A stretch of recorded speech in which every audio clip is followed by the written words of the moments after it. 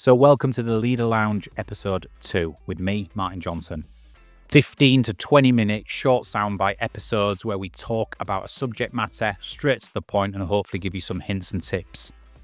This episode, we're going to talk about 3 techniques for dealing with pressure, stress and duress. And the 3 techniques, I'm going to break them up into before a stressful event or running up to something that's causing stress, during something which is incredibly stress-inducing, and after a stress exposure. And therefore, we have a technique for each one, because sometimes the anxiety is building before an event and we need to calm our system.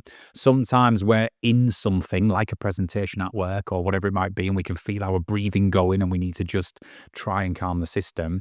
And sometimes it's in the aftermath of a stressful event, when we reflect back and think about it, that it causes more stress and anxiety to actually reflect and think about it. So 3 tips, and I'd like you to pick which ones are most relevant for you. But I'd try them all. I'd try them all in a quiet, safe environment, at home, in the workplace, whatever it might be. So the first technique we're going to do is pre-exposure.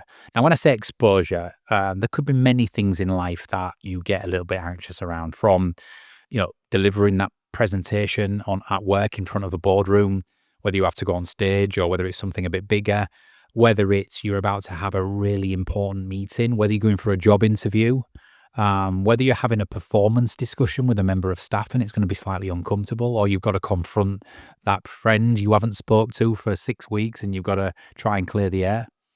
Or whether it's something like you dread driving or flying and you've got a long drive on the motorway, or you're about to get on a flight, whatever it might be, pre-exposure to it can be the most difficult part. It can be the worst, because your brain's wired to look at the threat, think about the threat, say it's a bad thing, release cortisol in the brain. This switches on your autonomic nervous system, which releases cortisol and adrenaline, which gets your heart rate pumping and makes you feel anxious. And this can happen running up to an event. So the technique I'm going to speak to you about is the ABC technique. Anybody who's worked with T2 will know this technique. It's such a simple thing to remember, of course, ABC, but it's so effective if you can just understand the simplicity of it and master the technique. The A doesn't take very much at all. The A is acknowledge. Acknowledge what you are worrying about. Acknowledge the fact that you're not a keen flyer and you're about to get on a flight tomorrow and you're starting to worry and think about it. Or acknowledge that this presentation is a big deal and you want to go well, so there's nerves around it.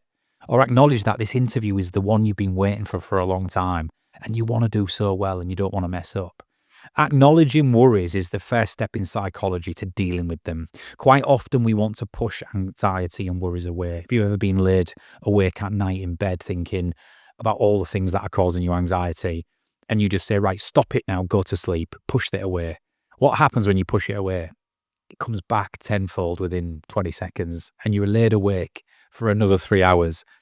Acknowledge worries. It's really important to do so. You just say to yourself, I am feeling anxious or worried because this is coming up. It carries risk, or it's important to me. It's incredibly normal. B, the B in ABC is breathe. Breathing affects your physiology and your psychology. It's scientifically proven. It's why things like breath work and mindfulness exist. When I'm talking about breathing in ABC, I talk about a particular technique called the psychological sigh. I talked about this at the leadership retreat this year, and I've taught it to many different people in the worlds of sport, business, and even in the military. Breathing and the psychological sigh helps you to absolutely reduce your state in the moment. So if you're feeling anxious and things are getting elevated, tunnel vision will occur, fine motor skills reduce, blood flow increases, heart rate increases, and that's where the anxious feeling comes from. So the psychological sigh is this. You're going to take one big breath in through the nose, so up to the top. It's another sharp breath at the top, and then out through the mouth, it's a slow exhale. And you drop the shoulders and the body and relax the tongue to the bottom of the mouth and your jaw. It's really important to do that. Let me explain why that happens. You've got to do this breath work for about 60 to 90 seconds to change your states. You can't just do it once. All right. So the psychological sigh is, I'll do it again. Big inhale through the nose. When you get to the top, it's a short one. And then slow exhale through the mouth. Dropping the shoulders, the body, the tongue to the bottom of the mouth, the jaw. 90 seconds of that is important. Why does that work? Well, the inhale, the large inhale gets oxygen in. Oxygen in is good. We want, in a stressful moment or building up to stress, we want oxygen in. The short one at the top, the extra short one before the exhale, really matters. This is because it's going to expand the alveolar sacs in the lungs. These are small sacs in the lungs that collapse under stress and cortisol release. Expanding those small sacs in the lungs gives us that extra lung capacity and oxygen into the body. What it then does is, as we then exhale through the mouth and we relax the body, we push CO2 and carbon dioxide out. Oxygen in, carbon dioxide out, very good for modulating the stress response. If you're doing 60 to 90 seconds of that, if you're feeling anxious about what's to come, you should be able to absolutely experience a change in your state, and you should be able to experience more calm. If you need to do longer than 60 to 90 seconds, do it. Every human being is different. If you need to do 3 repetitions of it, do it. If you need to do half an hour of it in a quiet space, do it. But trust me, psychological sigh is this notion of one big breath in, a sharp one at the top, and slowly exhale through the mouth while relaxing the body. The B in ABC matters. So A, acknowledge. What is it that you're worrying about? B, the psychological sigh. Breathe. Big inhale, short one at the top, slow exhale through the mouth. Now we're ready to move on to C. The C in ABC is control. So we've calmed the system, we've acknowledged what we're worrying about, but the C is, what do I control in the here and now that I can possibly do to make some decisions, take action, or respond to this, or prepare for this situation. And that's really important, because when we go to the C of control, we start thinking of things we can possibly do to ensure that the thing we are worrying about doesn't happen. And so when we're in control, we make decisions and we take action. And that is important, because there's nothing more powerful than a decided mind. And there's nothing more crippling than an undecided mind. So get decided. Focus on what you control, write some decisions down and take some action. It will help you prepare for what's to come. So the ABC technique is pre-exposure, something you might be running up to or worrying about that's important to you, that carries consequence or risk. And I want you to ABC the hell out of it. I want you to acknowledge that this is normal, I'm a human, and I'm experiencing some stress, anxiety, and worries about something that's important to me.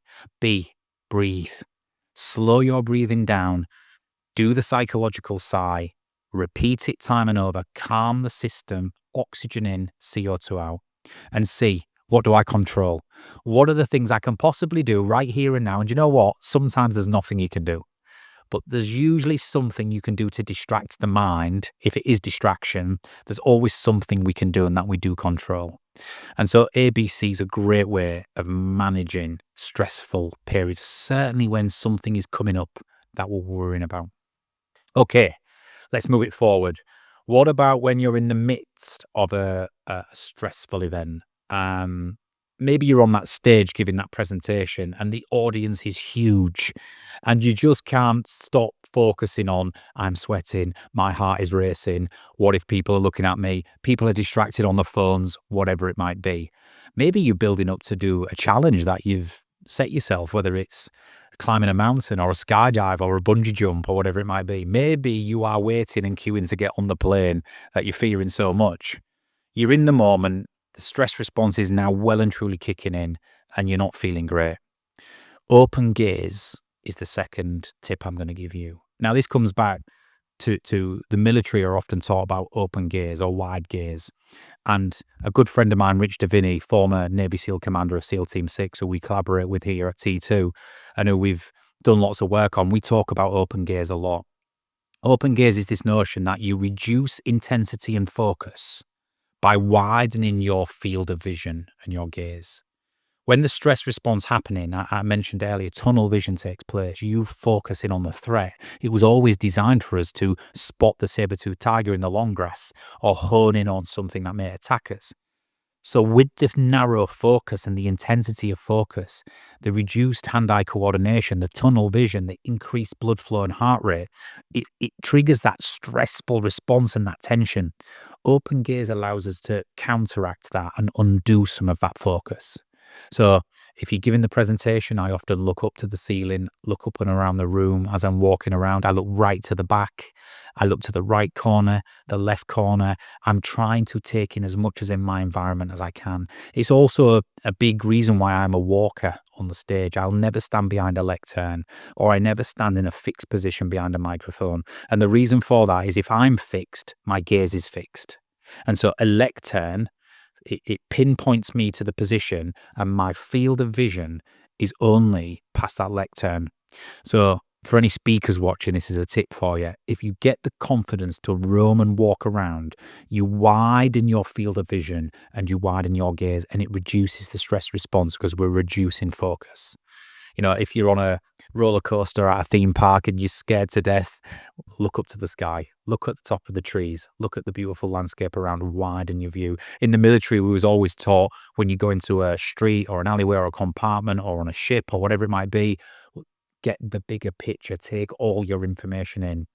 You know, gaze wide, stress less is the tip there. Now, the third tip I'm going to give you is post stressful event.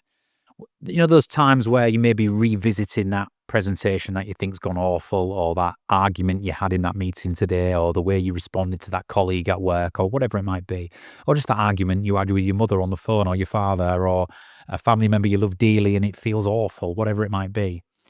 I think, or you failed at a job interview. You've gone and you know you haven't covered yourself in glory and you could have done better. There's loads of examples of this in life where we reflect and beat ourselves up a little bit in the aftermath.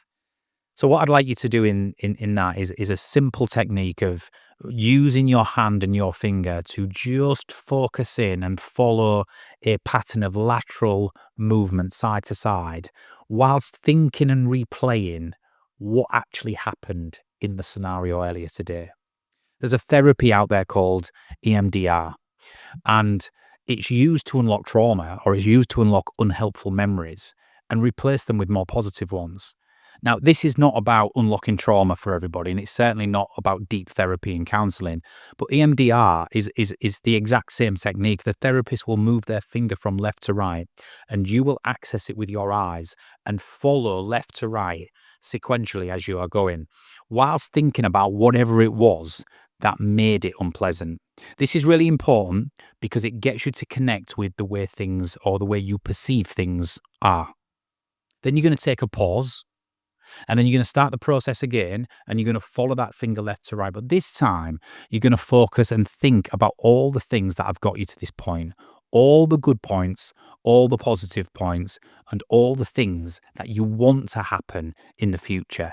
And the idea is that we're going to replace a poor memory or a negative memory with a more positive, optimistic one.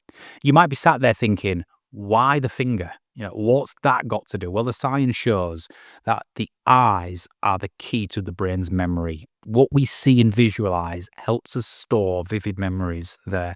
So it can also help unlock the part of the brain that can replace what might be toxic or negative memories with positive ones. So the coordination of following eye movement, and you're just using the finger as a marker. You can use a pencil, you can use other things, but eye accessing to the brain whilst thinking about memories that you don't like and replacing them with things that you would rather have that are more productive, are going to serve you well, is a really good therapy technique in the aftermath of a stressful or uncomfortable event. And you don't have to go mad with this. Again, you know, a few minutes at a time, a couple of repetitions, and see how then you feel about that. Some people do it for a couple of weeks. Some people do it for a few nights. But it's remarkable how you can start diminishing some of the effects of those negative thoughts, feelings, and memories with more positive ones and a positive outlook. So 3 techniques for dealing with stress, pressure, and duress. Before exposure, let's use ABC. Let's acknowledge what we're worrying about. Let's do the psychological sigh and breathe, and then let's focus on what we control. In the midst of a stressful event, you can use open gaze. Know that you're going to tunnel your vision into the target. You're going to get really hyper focused, which is going to cause that stress response. Lift your head up, move yourself around, take in all your information in your environment, and lessen the focus, which is going to reduce the stress response. And finally, in the aftermath, if we start beating ourselves up and feeling bad about a situation, use the eye accessing. Use this notion of following your finger left to right and get it all off your chest. Think about what you're beating yourself up around, what you don't feel great about, what you think happened. Take a pause, and then I want you to repeat the exercise. And I want you to do it for as long as you can and as long as it's comfortable. But I want you to think and remember and connect with all the positive things that you are, all the good things you've achieved. And actually, if that situation replayed itself again, what would you rather happen instead? It's remarkable how you'll change the inputs in your brain's computer and how you'll reprogram yourself to think differently about that situation or event. So that's another short Leader Lounge episode from me.